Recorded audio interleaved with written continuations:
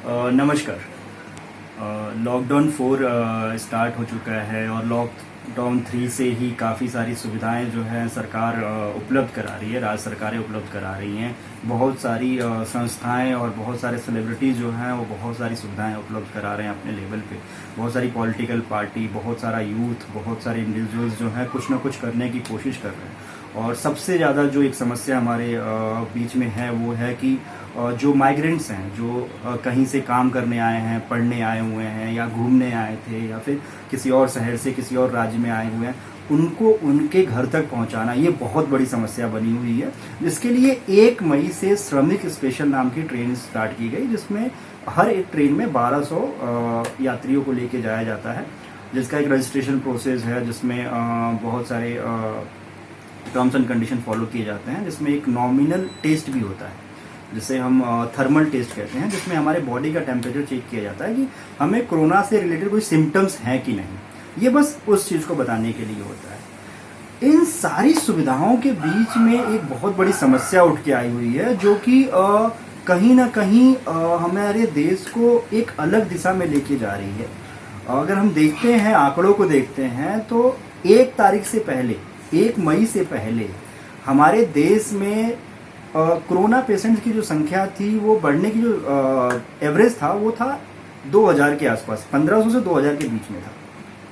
लेकिन आज अगर हम देखते हैं, आज की अगर हम बात करते हैं, आज 24 मई है, अगर हम आज की बात करते हैं तो अगर हम आज देखें तो आज जनसंख्या 6000 से 8000 तक बढ़ने लगी है कोरोना पेशेंट्स की। इस तरह से जो ये बढ़ रही है, मरीजों की संख्या बढ़ रही है, ये जो संख्या बढ़ रही है, ये कहीं ना कहीं हमारे लिए बहुत ही ज़्यादा तकलीफ पैदा करने वाली है, परेशानी पैदा करने वाली है। ये सारी बातें बहुत सही हैं कि हमें इसके साथ जीना सीख लेना चाहिए, हमारी ज़िंदगी जो थमनी नहीं चाहिए, रुकनी नहीं चाहिए, सारी चीज़ें सही हैं और ये होना भी चाहिए। लेकिन सावधानी को भूल जाना, अपनी सेल्फ केयर को भूल जाना, अपनी देखभाल को भूल जाना, अपनी सुरक्षा को भूल जाना, अपने परिवार की सुरक्षा को भूल जाना, अपने समाज की सुरक्षा को भूल जाना, ये कहीं से भी सही नहीं है।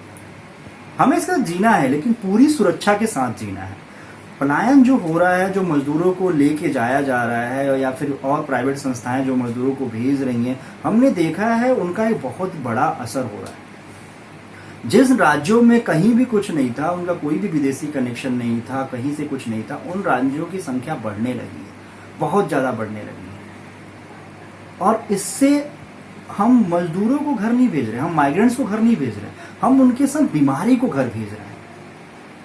हमें इन सारी चीज़ों को रोकने के लिए उपाय करने होंगे, इन सब चीज़ों को रोकना होगा, सावधानी को अपनाना होगा, इस तरह की सुविधाएं उत्पन्न करनी होगी और इस तरह की अवेयरनेस, जागरूकता पैदा करनी होगी कि ये बीमारी हमारे शरीर से या हमारे साथ जो हमारे घर तक, हमारे समाज तक, हमारे गाँव तक आई है, वो औरों में ना फैले।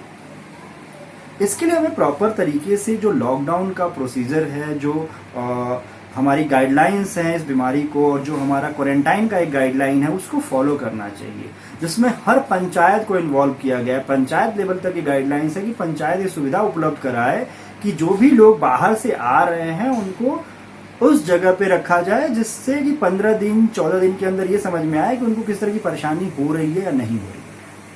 लेकिन गाँव में ये सब चीज़ों का पालन नहीं हो रहा है, जिसके कारण ऐसा हो रहा है कि ये पैमाना बढ़ता जा रहा है और इतना ज़्यादा बढ़ता जा रहा है कि हमें कहीं ना कहीं और मुसीबत में खड़ा कर देगा। सारी सहूलियत हमारे लिए है, सारी सुविधाएं हमारे लिए हैं, सरकार की कोशिश हमारे लिए है, आम जनता की कोशिश हमारे लिए है।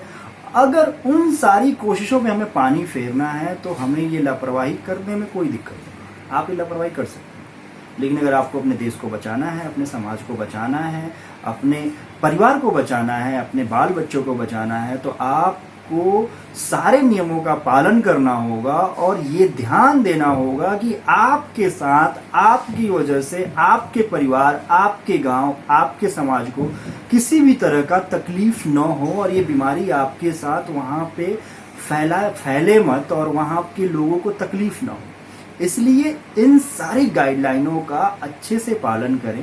माइग्रेशन जो हो रहा है, जो माइग्रेंट्स हैं उनको घर तक पहुंचाना गलत नहीं है, अच्छी बात है, ये सुविधा होनी चाहिए, क्योंकि बहुत लंबा एक अंतराल हो चुका है उनको अपने घर परिवार से दूर, और कहीं ना कहीं बहुत लोगों की परेशानी है, खास करके जो मजदूर तबका है उसके खाने पीने जीने की परेशानी हो रही है। स्टेट्स जो हैं वो कर रहे हैं, जिला जो है वो कर रहे हैं, लेकिन कहीं ना कहीं वो कम पड़ रहा है और वो सुविधाएं जो मिलनी चाहिए वो नहीं मिल पा रही हैं। लोगों की अपनी समस्याएं भी हैं, लोगों का अपना इमोशन भी है, भावनाएं भी हैं, डर भी है, बहुत सारी चीज़ें हैं जिससे लड़ना एक टाइम पे आसान नहीं होता है। तो उनका पलायन तो रुकेगा नहीं, वो होगा ही होगा, और उसके लिए सरकार भी तैयार हो चुकी है। अगले कुछ 10 दिनों में सरकार ने 35 लाख माइग्रेंट्स को उनके घर तक पहुंचाने के लिए और रेलवे ने कमर अपनी कस ली है, और भी ज़्यादा श्रमिक ट्रेनें चलाई जाएंगी, बसेस चलाई जाएंगी जिनसे उनके घर तक पहुंचाया जा सके। लेकिन ये 35 लाख जो मूवमेंट होने वाला है अगले 10 दिनों में, इसके साथ हमें ये सोचना होगा कि बीमारी कितना मूवमेंट कर रही है, ये कोरोना कितना फैल रहा है। अगर ये ध्यान नहीं दिया गया और ये सारी चीज़ों को नहीं मॉनिटर किया गया और नहीं सावधानी बरती गई तो बहुत मुश्किल हो जाएगा। और सरकार प्रशासन हर जगह खड़ा नहीं हो सकता, इसके लिए हम को खुद से जागरूक होना पड़ेगा और हमें खुद की केयर करनी होगी, और इससे हमारे परिवार का केयर होगा, इससे हमारे समाज का केयर होगा। और ये बहुत ज़रूरी है कि हम इस बात को समझें कि ये सेल्फ केयर का सब्जेक्ट है, खुद की सुरक्षा का, सावधानियों का सब्जेक्ट है, विषय है। इसके अलावा हम अपने आप को बचा नहीं सकते। अगर हम खुद जागरूक नहीं हैं, अगर हम खुद सजग नहीं हैं, तो हम अपने आप को बचा नहीं पाएंगे, अपने परिवार को बचा नहीं पाएंगे। इसलिए आप लोग सजग रहिए। जो भी लोग बाहर से जा रहे हैं अपने घरों पे, वो पूरी इन बातों का ध्यान दें कि किस तरह के नियम को पालन करना है, किस तरह से रहना है, किस तरह से क्या करना है। किसी भी तरह की ऐसी लापरवाही ना करें जिससे उनके परिवार और उनके समाज को एक बहुत बड़ी समस्या में उलझना पड़ जाए। आप लोग समझदार हैं, अपनी समझदारी का इस्तेमाल कीजिए, सजग रहिए, सावधान रहिए। नमस्कार।